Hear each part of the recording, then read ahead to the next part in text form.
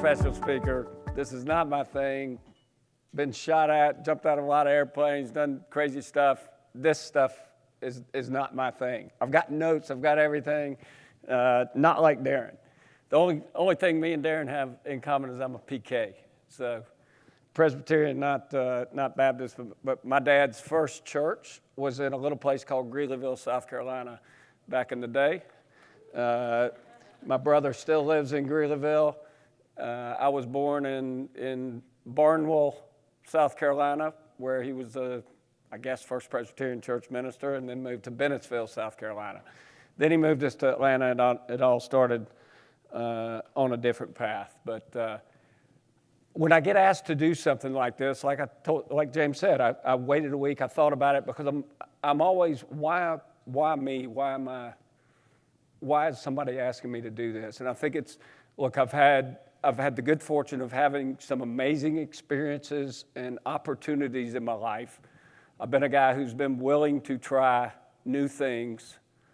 My wife says risk taker. I don't necessarily agree with that, but I'm willing to try new things, and when I try something new, I go in all in when I go for it. So those things have led me through some great experiences, and I'm going to try to share some of the tidbits I've taken away through all the great leaders and different folks that I've been able to interact with throughout my career, and hopefully there's one or two takeaways that you guys can get from something like this. So again, started in really in Atlanta, Georgia is what I remember, and all I cared about was sports.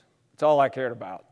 Not a student, never crossed my mind. Certainly had no plan to be governor, had no plan to do anything other than my next sporting event. That's what I thought about. Team sports were my thing. I think it's what has kind of framed everything I do is team sports. Can't imagine doing individual sports. My sister was a gymnast. That's way too much pressure. The team sports thing is what I turned on to. Played football as a young guy when the weight limits were still around. When I got in high school, got killed in football and shifted over to soccer and just stuck with soccer from then on. Soccer was real good to me. Wake Forest soccer coach shows up at one of my high school games. I happen to score 5 goals, and so what do you know? He wants me to go play at Wake. I was not getting a lot of offers to go anywhere. Wake Forest, my mom was a big sports fan and went to North Carolina, sorry.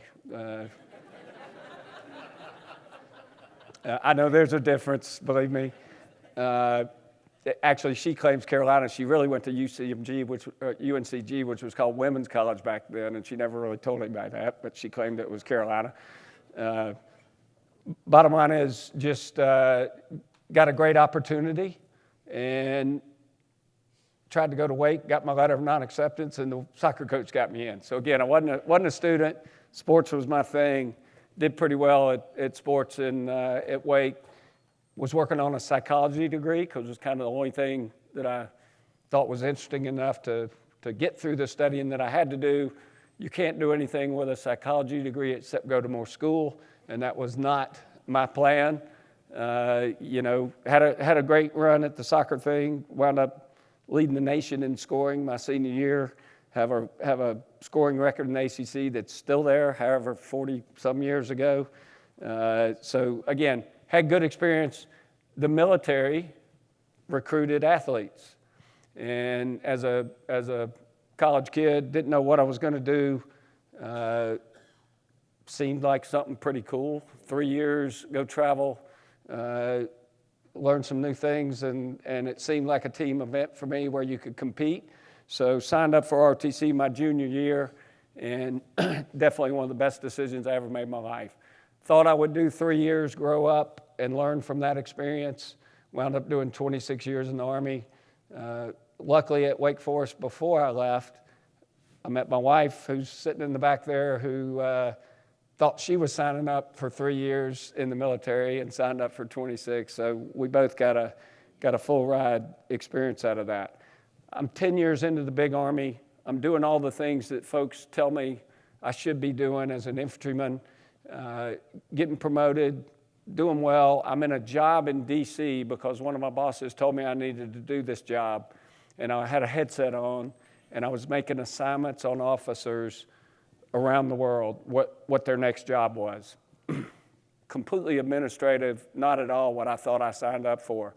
And a friend of mine who was a Special Forces soldier came up to me and said, you ought to go try out for Delta Force. And I'm like, okay, I don't know what Delta Force is, but if it gets me out of D.C., I'm in, let's go for it. So trained, worked hard, tried out for Delta Force, and wound up moving to Fort Bragg and spending the next 14 years in one of the most high-performing organizations I could ever imagine being a part of. So that experience that I'll talk about was an amazing one for me.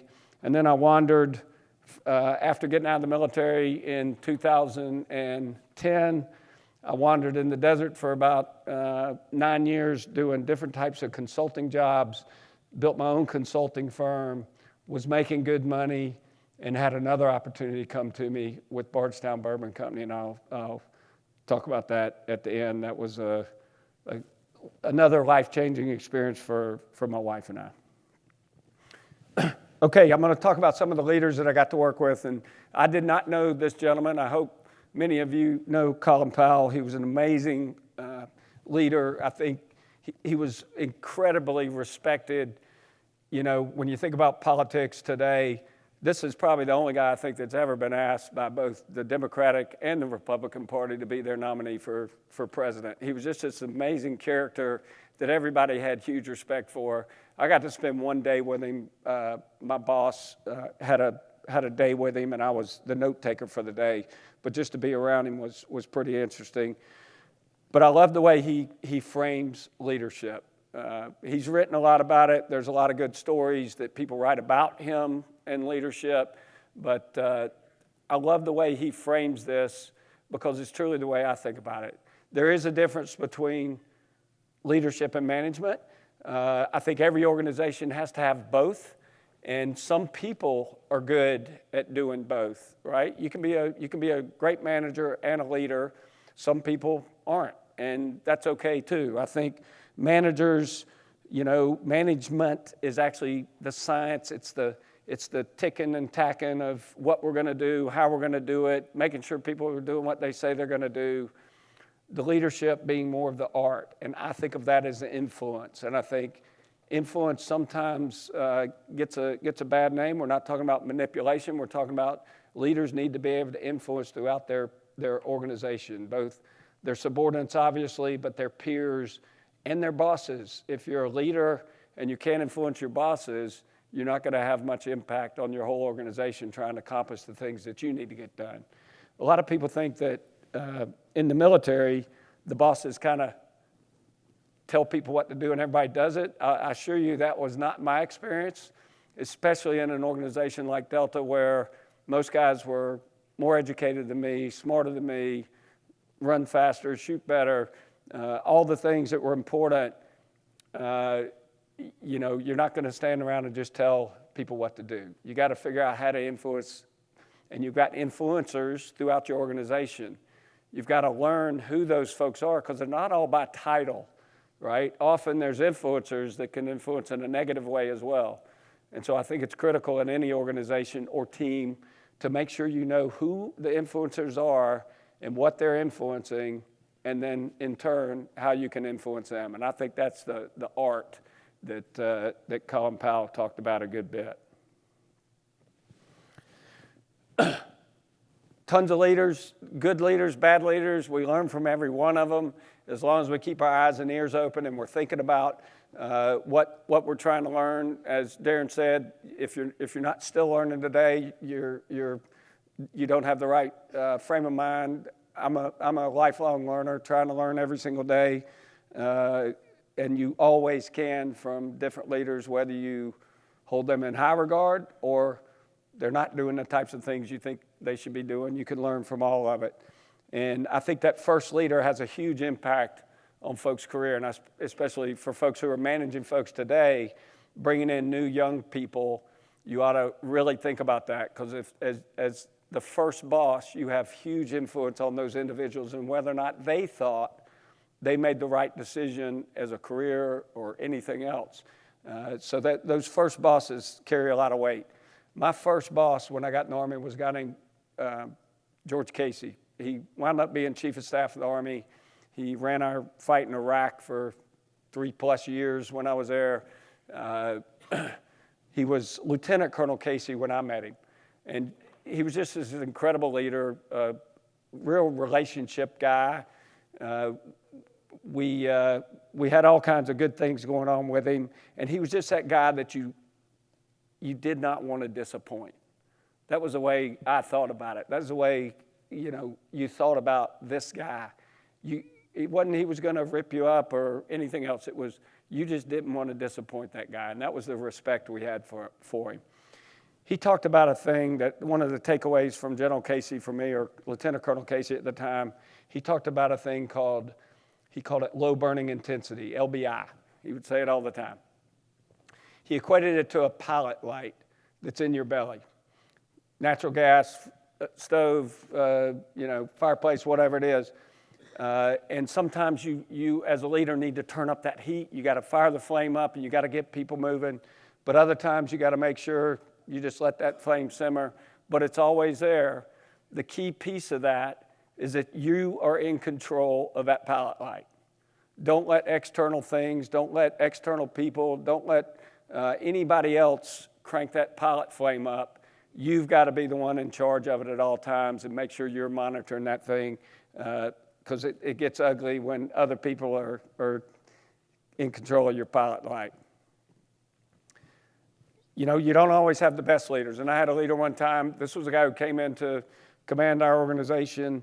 We all knew him. We've known him for years. We were an organization who mostly hired from within. And he came in, and he was a new guy at that time. He kind of changed, I guess. And he had read the book Good to Great. Before you took command of our organization, you typically went to school for a year before you came in as the commander. And he had read the book Good to Great, which I'm sure many of you have seen. There's a place in the book talks a lot about fighting things out. And that was his big thing, man. He wanted to fight issues out. He said it all the time. One of my peers, we're in our morning meeting, 8 o'clock in the morning, everybody sitting around the conference room table talking about what was going to happen. And I don't remember what the issue was, but the boss wanted to fight things out. And one of my peers who was not excited about whatever the discussion was, he let his pilot flame get a little high, and he stood up and he said, "You want to fight? I'll fight you right now," in front of the whole crew that morning. And his pilot light put him in a position where at that moment, everybody in the team there was quiet, and we all realized he had just lost his ability to influence his boss. And sure enough, from then on, he was on the way out, and he left the organization probably within 6 months later. So again, he just got tuned up by the wrong thing, and he lost his ability to influence his boss. And once you do that, you can't impact your organization the way you need to. Talk about General Stan McChrystal there. I'm sure some of you have heard of General McChrystal. He's written a couple books, Team of Teams, My Share of the Task, a couple others. He is a very well-respected guy from my military days. He's now runs a consulting firm called McChrystal Group and helps big corporates in the things that they're trying to do. He was an incredible, passionate leader for us. This is literally one of the most committed individuals I've ever been around. I know. General McChrystal would have loved for it to have been like World War II, and we would have deployed to Iraq and Afghanistan, and we would have stayed until we were done. And it's good logic. We would have finished a lot quicker than we did one way or the other if we didn't rotate back and forth, and literally committed the way he did. General McChrystal was our commander in Iraq our commander for 5 years, from 2003 to 2008. He would deploy. His headquarters was in Iraq for the majority of that time. He would travel to Afghanistan because from there he was running the fight for our Joint Special Operations Command. He was in charge of all of the things we were doing in Iraq, Afghanistan, and around the Middle East. And he would deploy.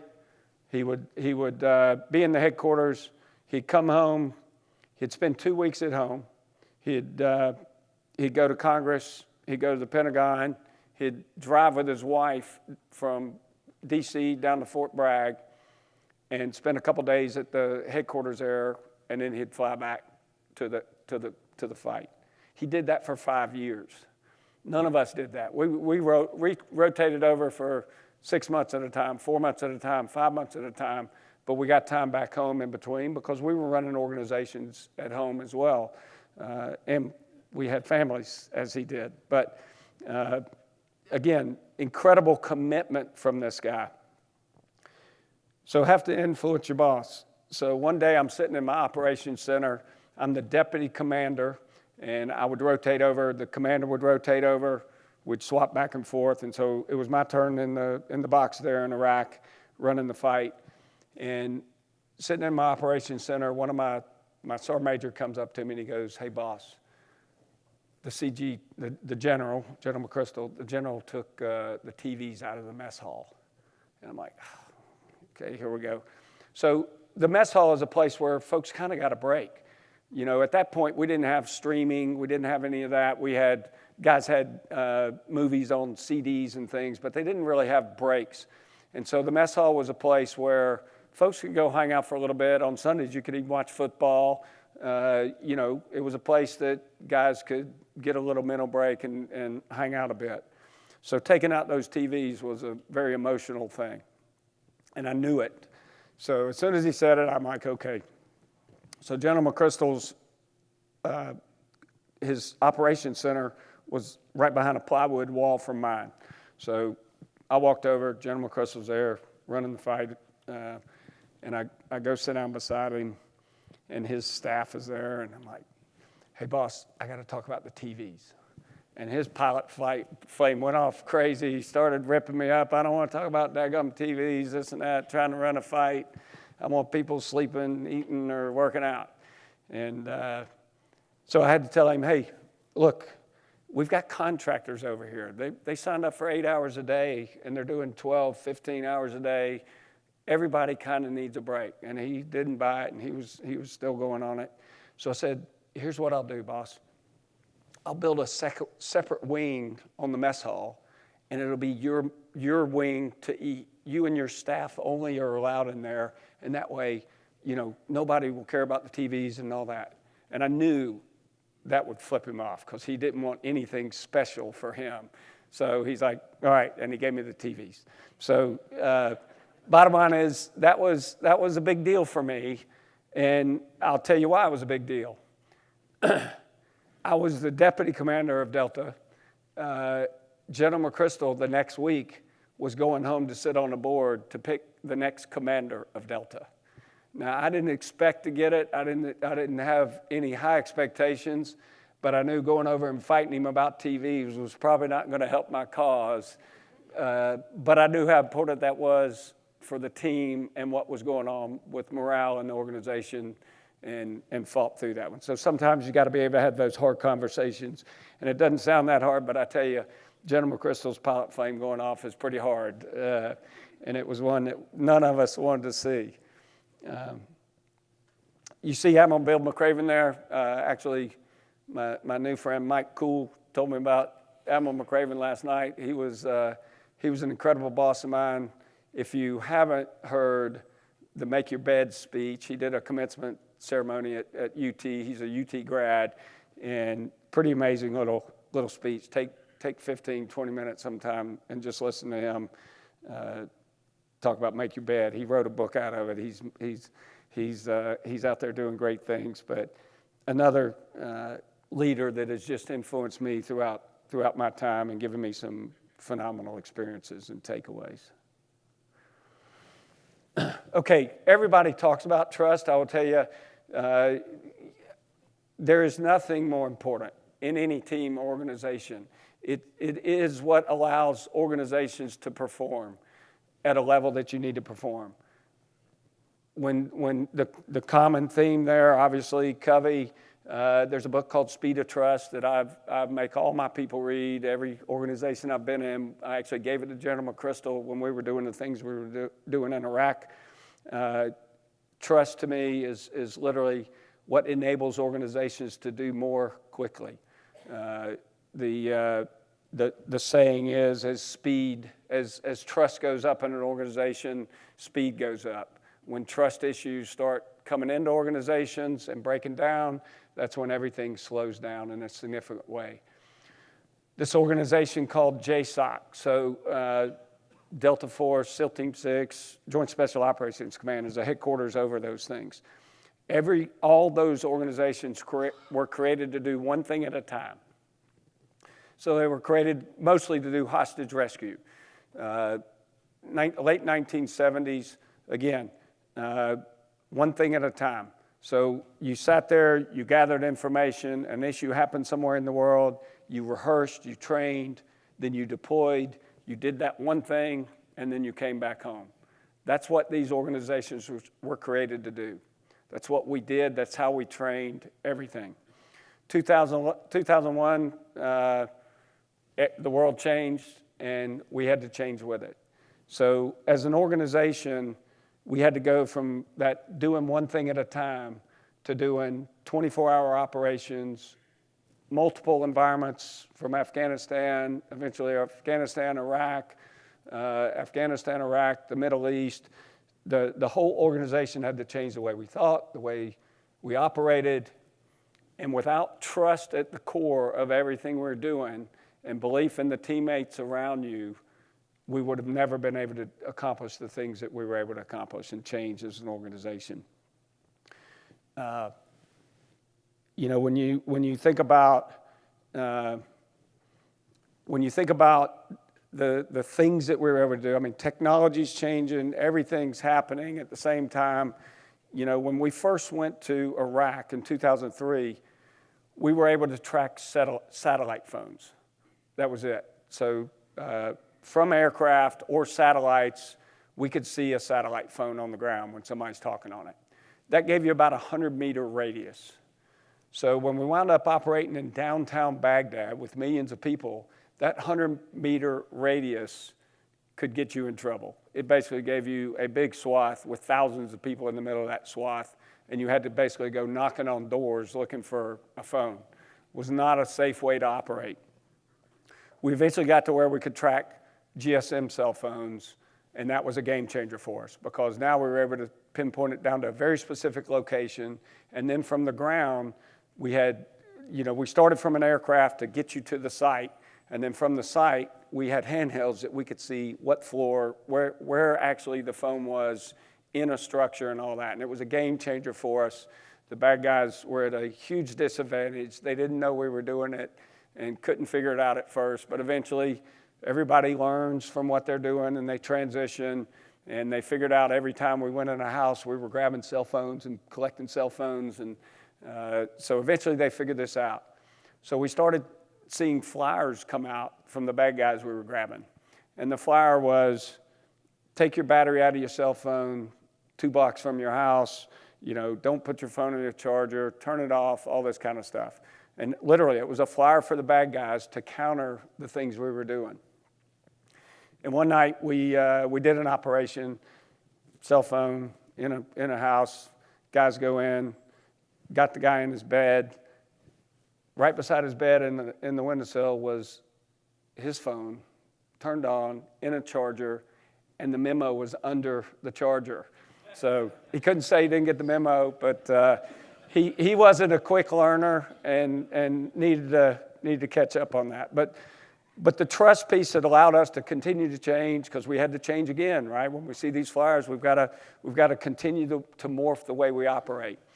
And bottom line is we had to come up with ensuring that we had trust at the core, but you had to have a common purpose. What were we trying to accomplish? Every organization, every team needs to do this, right? What is it that common purpose that's putting you, what are you trying to accomplish? And then you have to have what General McChrystal and his crew have now called shared consciousness, and we didn't necessarily call it then, but you had to have a way for everybody to see the same picture at the same time. So, in my world today, it's how are we sharing information? How effective are our meetings? What kind of Salesforce pieces are we using? What's providing our information sharing so that we can all see that same picture at the same time? And then with that trust at the core, you can have decentralized execution, which is what allows you to operate at speed that you need to, whether you're chasing bad guys or whether you're trying to run an organization and beat your competition. Trust is at the core of all of that. If you have that common purpose, everybody knows where they're going. You have that shared consciousness. For us, it was I could see the same picture that in my operations center in one part of Iraq that my team in northern Iraq could see, my team in western Iraq could see, a team in a helicopter heading to a target could see the same picture. It was that kind of detail that allowed us to then operate at a decentralized manner that allowed us to do things in the successful way that we were able to do that. And I think creating that in today's organizations is hard, but it's incredibly important. And if you can pull all those things together, I think you wind up with high-performing organizations. And this is obviously the goal for everybody. Everybody wants to be in a high-performing organization. Again, I think I was fortunate enough to be in one of the world's absolute most high-performing organizations, and I think even Navy SEALs that I've worked with would tell you that. Everybody loves Navy SEALs. Admiral McCraven's a Navy SEAL. I think he'd even tell you that Delta was one of the most high-performing organizations ever operated. And now I'm out trying to create one at Bardstown Bourbon Company. So it's a unique piece, but what happens, and this is starting to happen in my organization now, what I think happens when you get into a high-performing organization is first thing you recognize it, right? You're like, holy cow, this is the A-team. I've got myself in a really special spot here. And then you have that sense of pride that you were able to accomplish this. But the most important piece is that third piece there, that desire to excel. And if you create this and you've got everybody, what they're thinking about every day is, how can I perform to stay in this organization? That's when you've got it right. If everybody is not worried about where they're going next or what their next job is, they're worried about how they can perform today to make sure they get to stay in this high-performing organization. That's when you know you got it right. And it's pretty special when you do. I'm not saying I'm there yet with Bardstown, but we're working on it every day. I talk about being there as a leader. I'm not the guy on the right. I don't sit in my office late at night. I am addicted to email and text, and I'm very responsive. I got that beat into me by General McChrystal. It's just a way to operate. But what I make a point of not doing is being the guy who sits in my office late at night. I think as a boss, that constricts everybody because folks think they need to be there before you and they need to leave after you. And that takes away from so many things of, I think, folks being effective. I think what is more important is that your teammates understand that you're there. Your teammates, you've spent time with them. You've been on operations with them. You've been with them when they're doing their tasks. You understand the struggles that they're facing. You know, I would go out on operations. I probably got accused of going out on a lot of operations. I didn't need to. But I wanted to make sure my team knew I understood the risks that we were asking them to take every night when they're running through an orchard that took away their night observation advantage that they had, and they're running up facing guys with suicide vests every night, or they're kicking in doors every night. I wanted to make sure they knew that I understood the risks that we were asking them to take every day. That is more important than how long you're sitting at your desk or how long you're at work. The fact that they know you understand what they're doing, and the fact that you're accessible when they need you. That's it. That's being there to me. That's what's more important than how much time folks are sitting at a desk. And, you know, if you got that high-performing organization and people care about staying there, they're going to do the work they need to do, whether they do it from home after dinner with their kids or whatever it is. That's much more important. And the last bullet there, obviously, about family and friends is exactly that. I've seen a lot of leaders who talk about the importance of family, but they don't actually follow up on it. I made a point of when I was in, taking my leave, making sure everybody knew I was going on vacation, what I was doing, because I wanted them to understand that I believed it was important for them as well. Today, I do the same thing. I take the time. My wife is very well known in our organization. We all know that, as Darren's one of his last slides said, that's what really matters, right? That's when you're done with all this, your family and friends and those you want to be around is what really matters.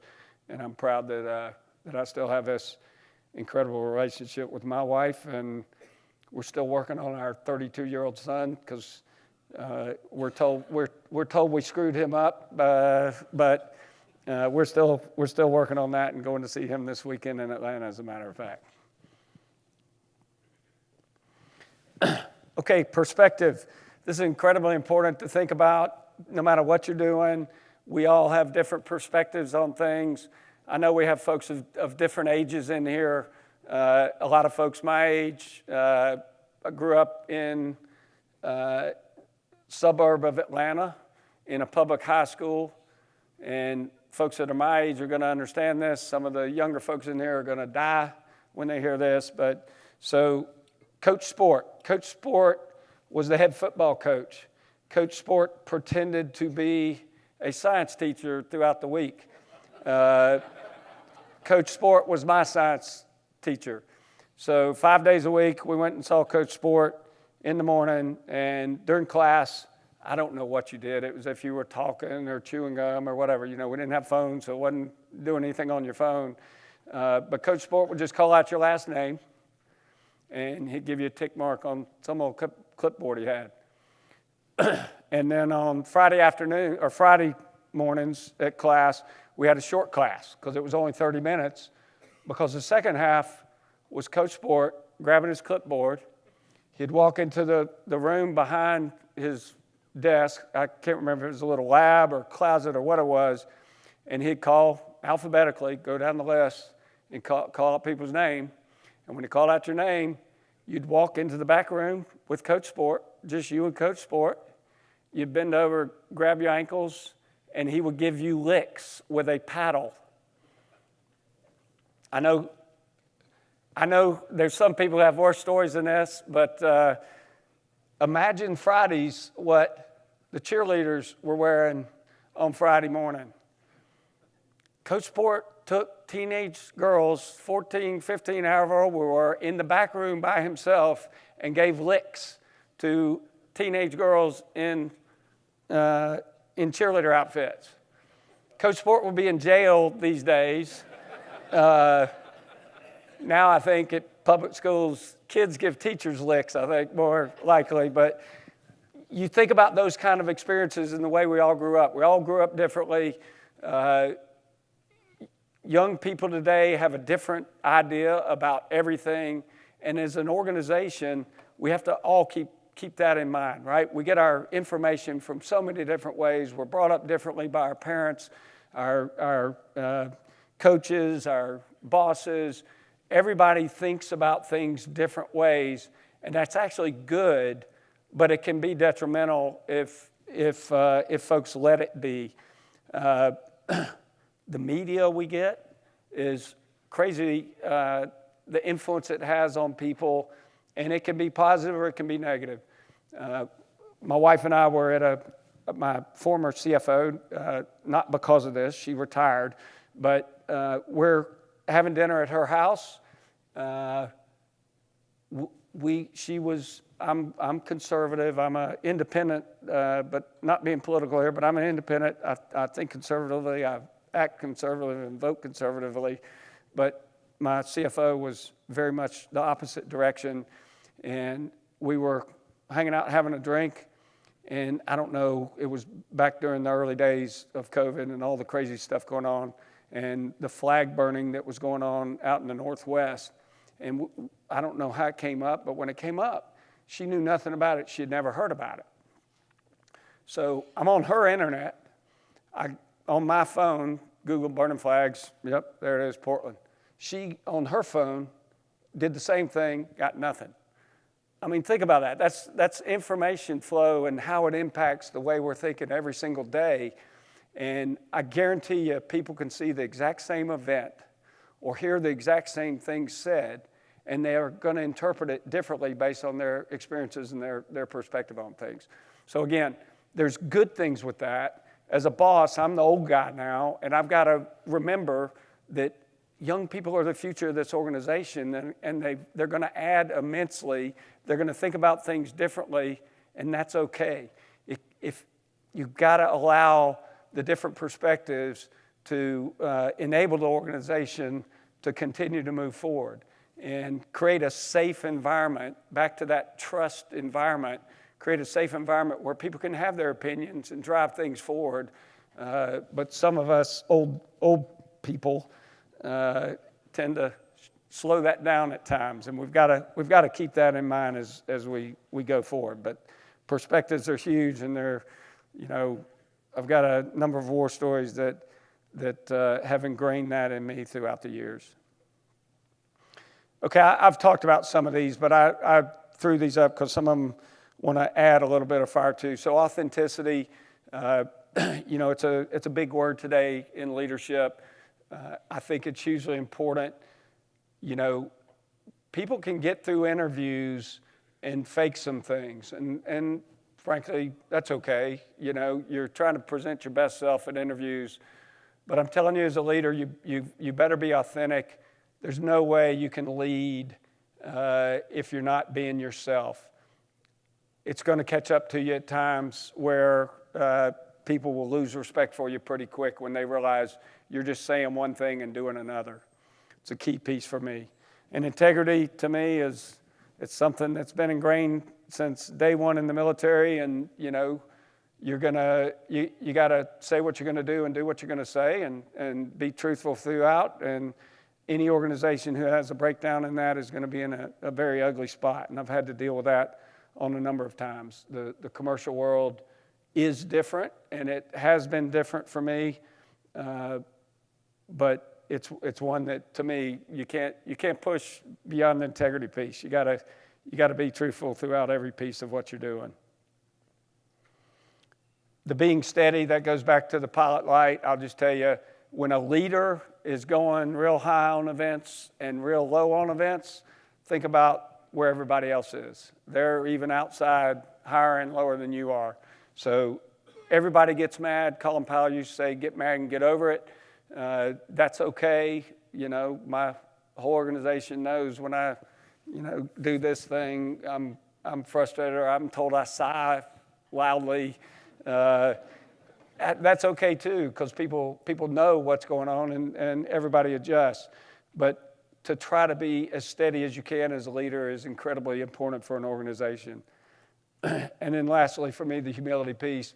If you ever start thinking this is all about you and forget about the real reason you're accomplishing what you're accomplishing is all the people you've had around you that helped you get there, both the leaders and your subordinates and your peers.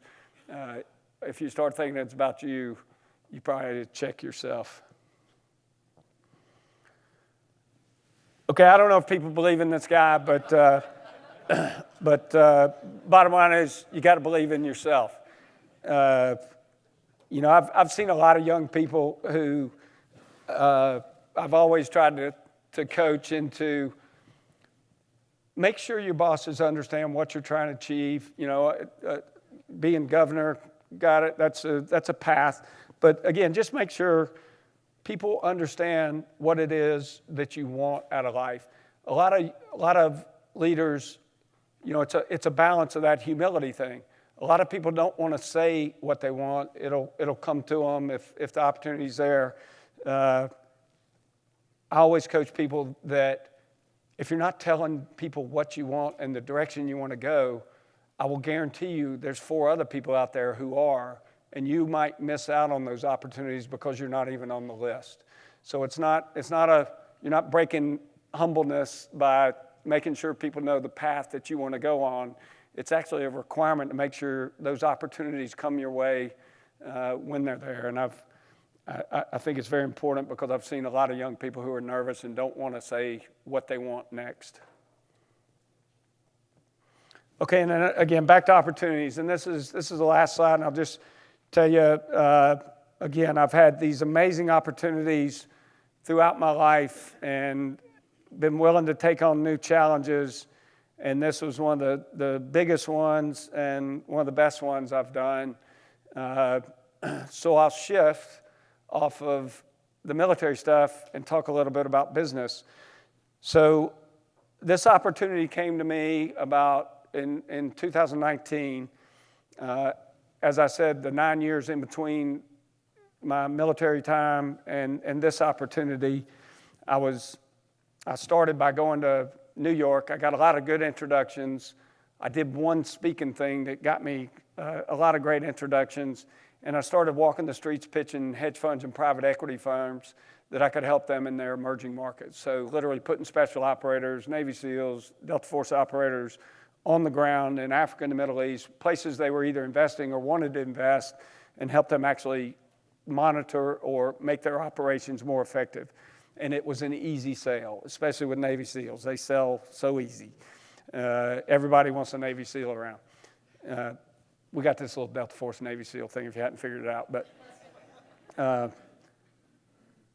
bottom line is that worked. I got a lot of jobs right off the bat, and I worked for a private equity guy for 2 years and then started my own firm. And we grew a business, and that's what I was doing. I was spending more time overseas than I wanted to in the post-military life. And this opportunity came up by a mentor of mine who was asked to be on the board of Bardstown Bourbon Company. He thought I knew something about whiskey. I drank whiskey, but I didn't know anything about the spirits industry or business. So he asked me to check out this company.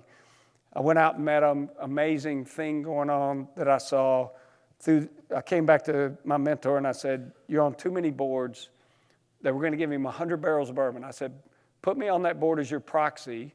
You keep 50 barrels, I'll keep 50. That way they'll know you're still in it." And he told me to forget it, and he got on the board. But through all that, I met everyone, and eventually I became a board member. And frankly, our CEO, our former CEO, and the founder had just gone completely sideways on how this business should grow.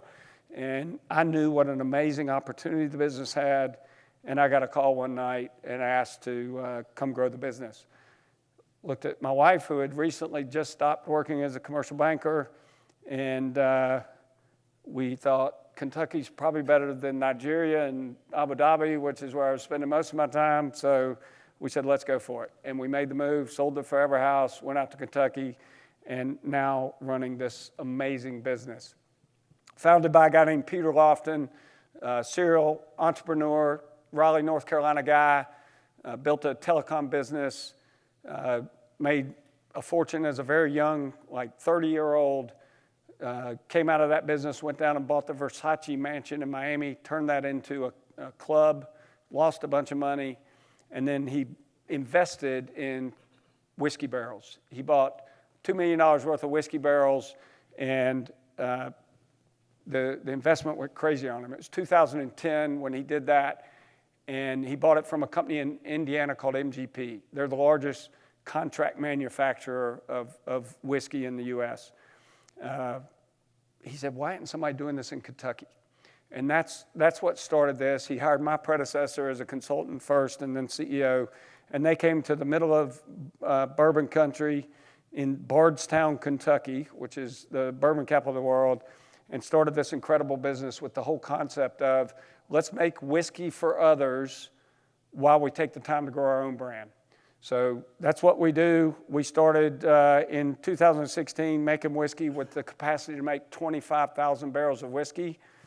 Last year we made 290,000 barrels of whiskey, 80% of that going to others, 20% of it going to our two brands.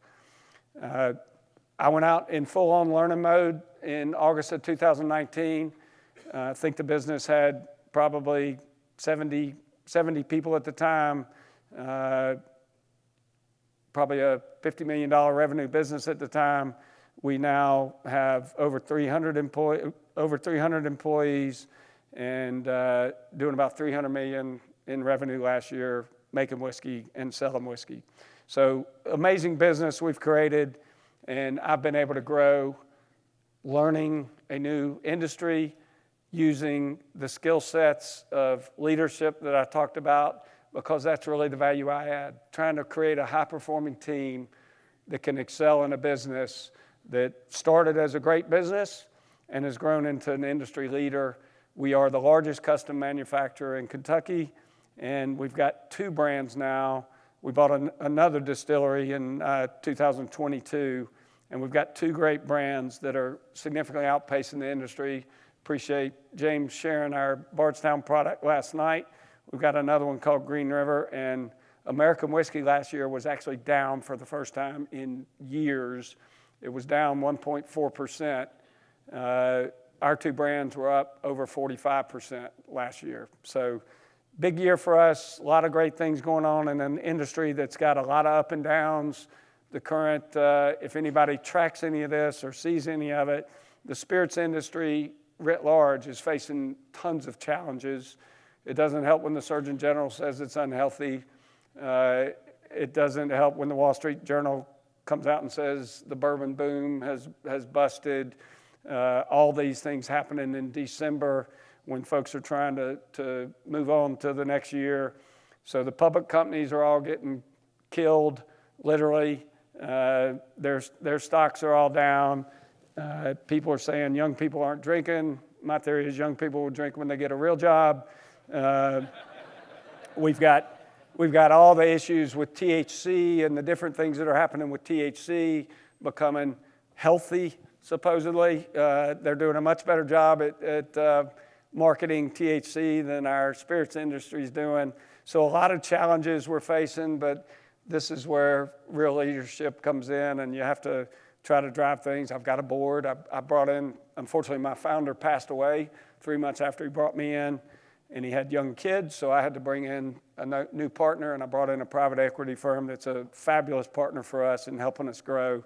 But all of these challenges are something that, I've faced challenges before, and we're attacking them in the same way as we did in our former days, just trying to make things perform at the highest level possible. And as any of you know, all these challenges are things that I think where there are opportunities for folks who do it the right way. So we're seeing that. We're seeing massive challenges in our industry, but we're very fortunate that our team's moving up in a great way in a challenging industry.